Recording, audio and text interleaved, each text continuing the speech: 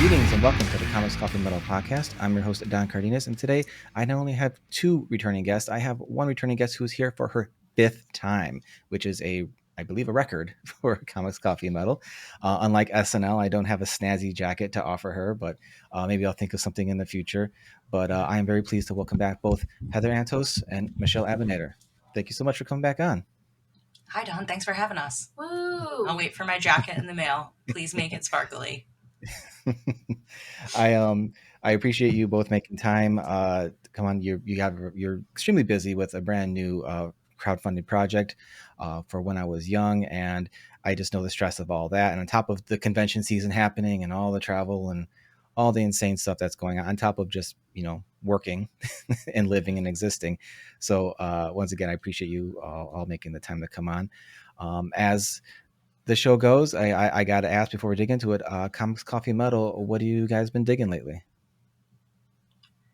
Well, the comic I'm digging is When I Was Young. Wrong answer. No. Something other than that. No, absolutely not. All the stories other than mine are great. It's true. So you heard it here. She agrees. Yeah. All the stories other than mine are great.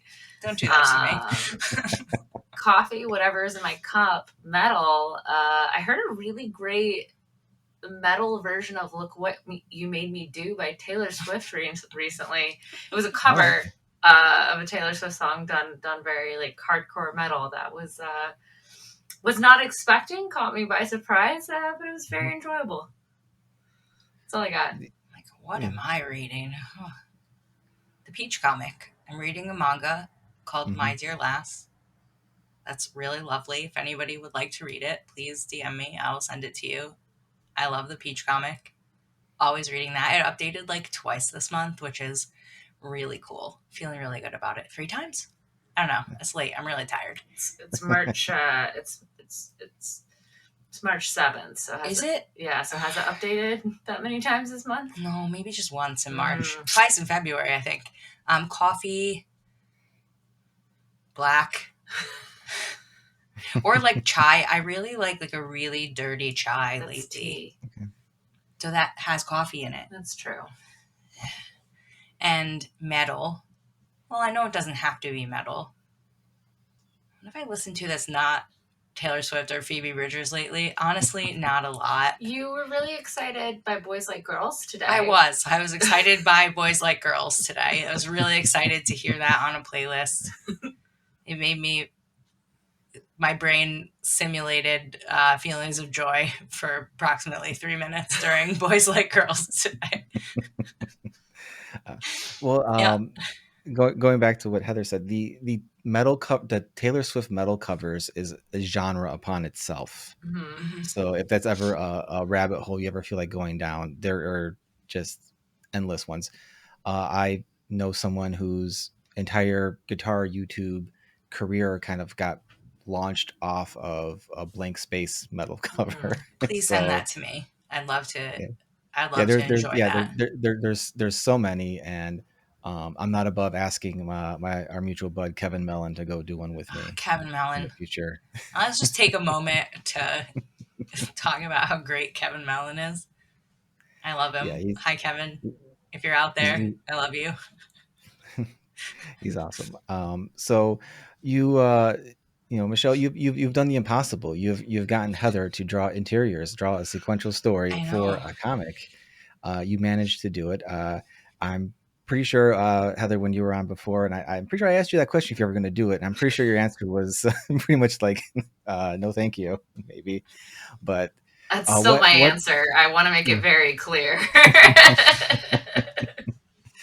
So, what was the final straw where you're like, all right, fine? Did Michele just wear you down that much, or were you basically, like, no, I just got to do it once? I think so. I think that's basic. But between Michele and Chris Fenolio, who is a wonderful, wonderful man, and an artist I work with quite frequently on the Star Trek comics. But I think for me, it's just like to do it, to say I've done it, to see if I can do it, to see if it doesn't kill me. Michele was like, it's only 4 pages. And it's for a good cause. So yeah. Okay. I don't know. And she said I could draw penguins, so. I heard the editor is a nightmare, so like good luck to you with all those Whatever. notes, honestly. I'm gonna ignore. Probably. Most people do. It's okay. Well, Michele, once again, you've put together just like an amazing murderer's row of talent for an amazing looking book with an amazing message.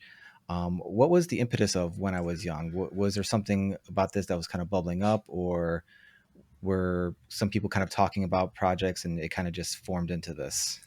I've been thinking about this and putting it together kind of in my mind since, I don't know, probably like the fall of last year. I started thinking about like wanting to do this, and kind of closer to Pride Month to kind of have it come out during June was kind of the Okay. initial idea. Try not to put like deadlines on myself or others that don't really mean anything. So at this point, it'll come out when it comes out. But I kind of always have thought to try to be the person I needed when I was younger. So I kind of like live my life that way and try to think about that in the way that I treat other people. So that's kind of where the idea for the theme of the book came from. And then I kind of just built the team out by just like, who do I want to work with? Who have I worked with that I really respect? And just kind of went from there. And it all kind of came together over months and months of agonizing about it. Now here we are, having a really great time. Well, part of the really great time is the crowdfunding, obviously. And what this was also a question we received on social media is why through BackerKit as opposed to say Kickstarter or Zoop or any of the other plethora of crowdfunding sites? Well,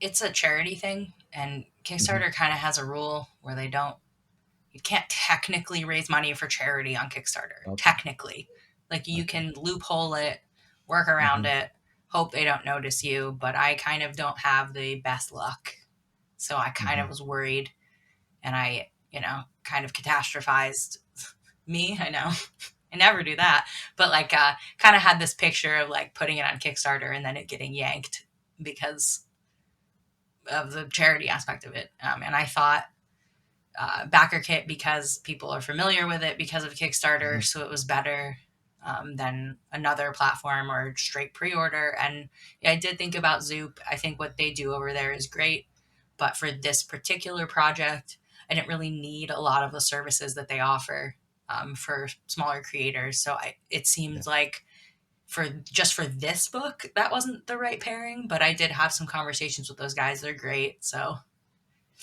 it really just was based on how, like, what I needed in terms of like services from the platform and needing someone to say it was okay that I was fundraising for charity. Gotcha. That makes total sense. And also, BackerKit having been again, people are so familiar with it anyway with Kickstarter that it's not like, here's some, like when Zoop first came, everyone's like, what the hell is Zoop?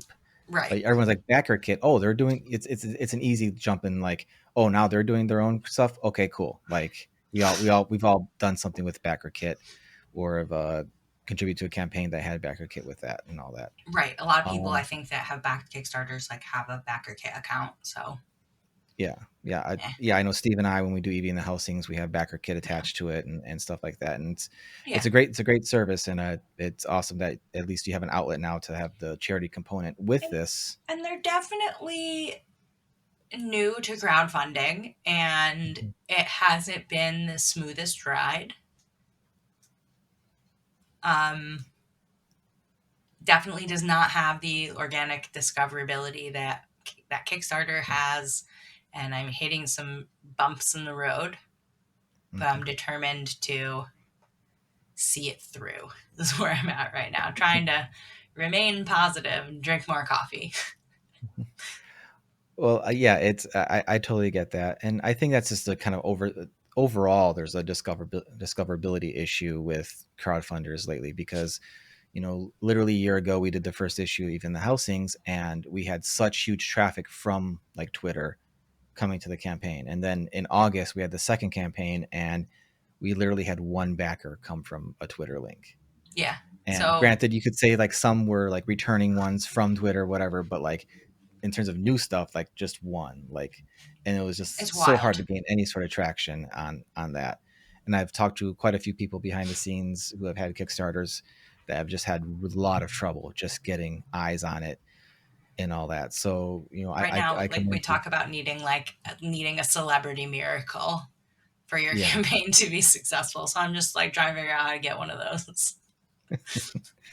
Well, you know, I commend you for not only, you know, sticking to your guns and, you know, seeing this through, but also again the charity aspect of it.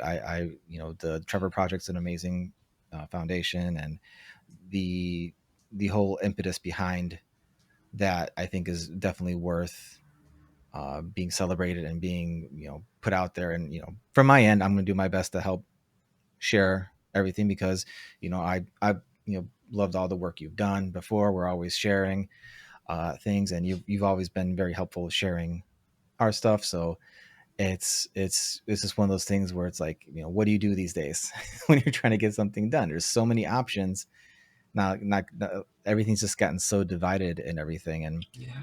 I know, you know, for some people, it's even like the biggest hurdle is just like, I don't want to make another account for Right. No, something, I know. you know. And I'm like, I've definitely been one of those types of people, but for something like this, it's like, well, I mean, it's, you know, I've used BackerKit, so at least I know what this Right. is, you That know. was the idea, I think, was that like at least a lot of people that back Kickstarters at this point probably have a backer kit account or are familiar with it enough that they're like, well, I might as well make an account now. Yeah, yeah, Maybe this and is the last straw. I don't know. I but mean, it's, the roll yeah. is very slow, but it's Mhm, moving. It's just, mhm.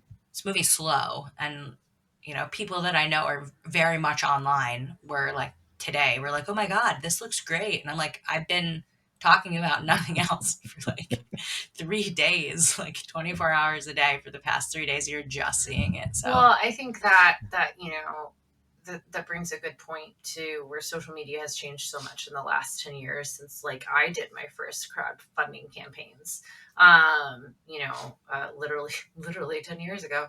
And you can't rely on any of the main platforms anymore to spread the word Yeah, organically or get eyes on it. I mean, even literally today, Elon Musk is talking about removing, being able to show like reposts and yeah, likes on posts and stuff. And so I think, and we've seen it over the last year as the algorithms have just died across Instagram and Twitter, where people are moving, rightfully so, more so towards like Substacks and hmm, Patreons and anything where they can have a more controlled audience and they can retain their own audience.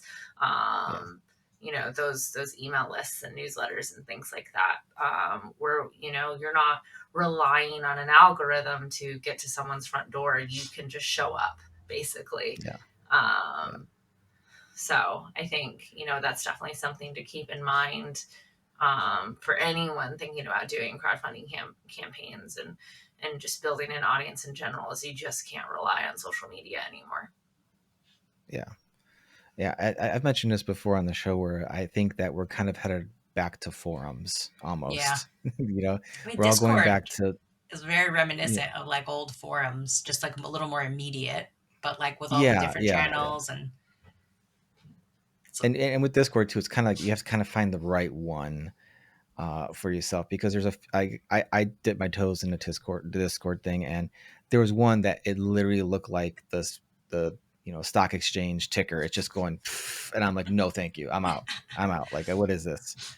And but that was like a guitar related one. But anyway, that was one thing. But like, you know, there's lots of comic book discords, and you know, as we gear up to do our next crowdfunder, I'm like, we're like, do I have to like start being more active on threads now? Like, what do I got to do? Like, I don't, because I think, I love Blue Sky, but Blue Sky is not really a place for that. no. You know, I And like the social aspect of Blue Sky, but I like the think like the promoting thing seems to newsletter be, thing is yeah, really like what Heather said is really yeah, like, unfortunately, the thing. And I think I've been so hesitant to like build my own brand, you know, like I'm terrible at self promo. I'm great at like, you know, being a pageant mom for everybody else. But like when it comes to me, I'm not great at like, hey, pay attention to me. So now I'm in a position where I have to be like, whoops, I guess I should have been doing this more over the past 4 years, because now I don't have like a mailing list or a direct way into someone's inbox. So I do have like previous Kickstarter campaigns where I can, you know, send updates to backers from old stuff, which I'm going to do a little bit of that. But you know, you never want to bug people too much. So I'm always hesitant to like overuse those types of things. Oh, I disagree. I'm a shameless self-promoter. I mean, statistically, they say for anyone to even consider backing any sort of crowdfunding campaign, they have to see it 7 times. You know, and so I don't know, like that's always I'm trying to get better at it. Yeah. But you're not promoting you. You're promoting your book. You're promoting all the other creators. You're really, you're just a writer of one little story. Right. You're promoting. No. But, you know, like I think that's another hurdle that a lot of creators, when it comes to doing crowdfunders, they struggle with. They don't want to be quote unquote annoying. They don't want to, you know, I definitely have that too. Like, I think we all do. You know, you want to be respectful and not annoying and whatever, but also that's it. That's the gig. That's what you got to do. Right. I often, as an editor, even when I'm talking with students or art students or, you know, at panels at shows, everyone, you know, we all just want to sit in our holes and create, and for someone to knock on our door and go, aha, you're the one, here's $1 million, do whatever you want. Right. And like the dream, that's sorry, that just doesn't you know, like what is it back in the day when artists had, what were they called? The people who like benefactors. Yeah. Oh, the dream. Like that just doesn't, you know, the church doesn't spend money on artists anymore. Sorry. I'm always like, I want to find like a 50-year-old like lawyer lady to be like, you're cute, and like pat me on the head and be like, here's $1 million. I'm going to go to work 7 days a week, but you'll never see me. Here's a lot of money. But how's that little, you know, lawyer lady going to find you if you're not out there talking, right? I don't know, like, I got to find her. Where are you, lawyer lady? Exactly. You have to find her. They aren't just going to like come to you. And so like, that's just kind of the thing, you know, self-promotion is the best promotion. It's the only promotion when, you know, when you're an independent creator. And so, yeah, it's definitely, it's a constant battle, but it's one, if you want to be successful, I find like you got to get over that real quick. Yeah. Yeah, that was a huge hurdle for myself. And, you know, I've told other people who have mentioned like, I don't want to be annoying, blah, blah, blah. I'm like, no, like we all get it. Yeah. Like if there's someone who actually messages you and says, you're being really annoying with your post, then fuck them. Yeah. Like really, the mute button's right there. Bye. I see you. Yeah. Thanks for your feedback. Too bad. Like this is, you know, what do you think? Like I said, you know, I understand like you want to strike a balance with everything, but nothing is set up to give you a balance of anything, you know. So just get your stuff out there, because there's people I've known for years and follow, and we're mutuals and we've interacted plenty of times before, and then I don't see stuff they've posted for, you know, till like the end of the day or the next day or 3 days later. It's wild. So I feel like I try to remember that the algorithm hates everyone. So I can post the same thing like 8 times a day, and the odds of anybody even seeing it once are pretty low. So I'm trying to get over that. It's so hard, but I'm making an attempt. Well, Michele, I think you should put something at the end of this campaign where people can volunteer to sign up for a potential Serial Pancake newsletter.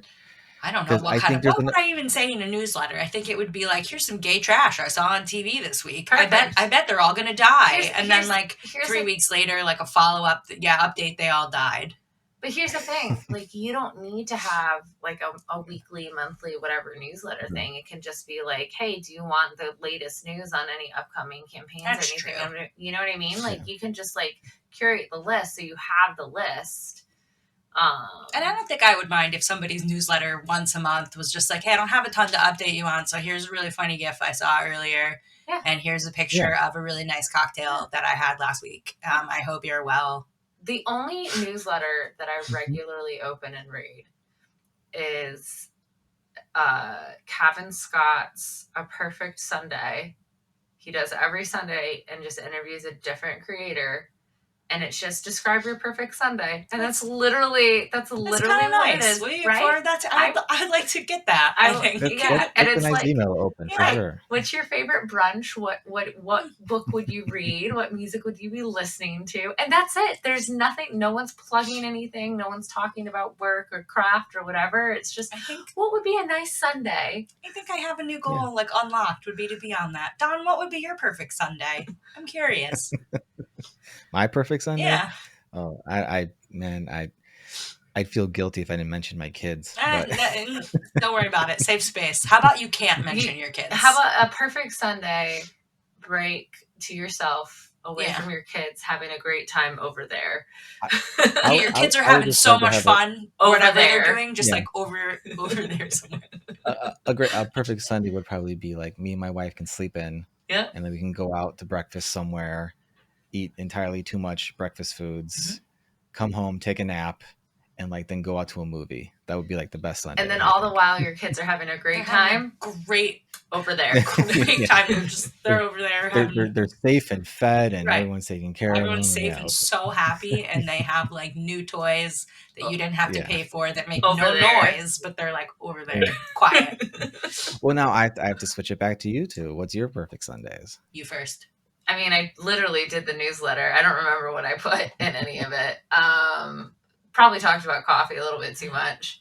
And I probably talked about work because that's just all I do all the time, always. Can confirm. Something about my dogs and a penguin. That's it? Something about my dogs and a penguin is your perfect Sunday? I think so.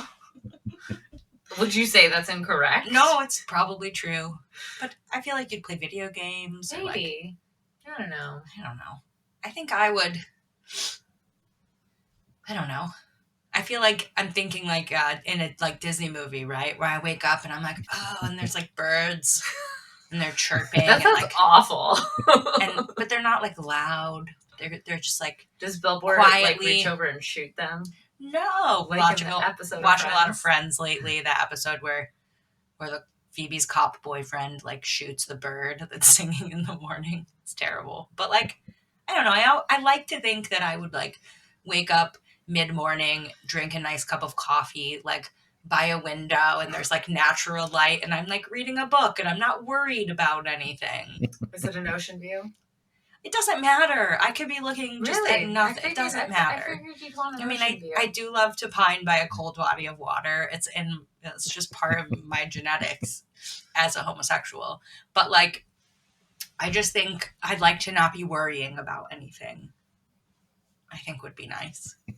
What's that feel like? Not worrying. I will never be able to tell you. But yeah, everything is If you're always worrying, are you ever worrying? That's just that's my natural state of being. Being worried. It's just levels. Yeah, just levels of how worried are you today? Charlie's worried. Yeah, there's a puppy crying by the door. She's fine. She's the most fine person here. It's okay. Oh yeah, our puppy would be crying by the door, but thankfully my wife's got him all handled right now. It's very cute. Yeah, he's Mr. Cuddles. Yes, Mr. Cuddles. We got him. It's Heather. I don't know if you've seen the picture. Oh, I have. He's adorable. And he. My wife was like, okay, we were trying to think of a name. She's like, I like the name Mr., which I thought was a cute name too, because, and then we asked our kids, and my daughter was like, Mr. Cuddles. Perfect. And then they were both like, yeah, that's it. And I'm like, I guess that's it. Like, we literally like got the tag for him like right after she said that. I guess that's what happens when you have kids. Yeah. We're just glad it wasn't something, just really out there or something. Right. I just Mr. is a really cute name, I think. for Yeah, a dog. I mean, and when you're mad at him for doing something, because he's a puppy, but you're like, Right. he pees on the carpet or something, Mister. Like, how can you be like that mad at him about it? You know? I used to know this bulldog, and her name was Gran, like Granny, but she was like a Oh, bulldog named Gran. oh, That's what was it? My friends had a cat named Carol. Just like the best name. that is very much fitting for a cat. Yeah, Carol. Carol. Cats are definitely Carols. Now through snafu on my end, we started about a half hour later than you all anticipated, and I know it's really late over there, and you've been super busy, and you all need some rest. So it's almost 11 o'clock by you guys, so I'm gonna let you go. I'm gonna Do you let you have go get one some final rest. question that we can sneak in here before we go? We do, and I was saving the best for last because it's a question from our buddy Grant Stoy. Oh, great.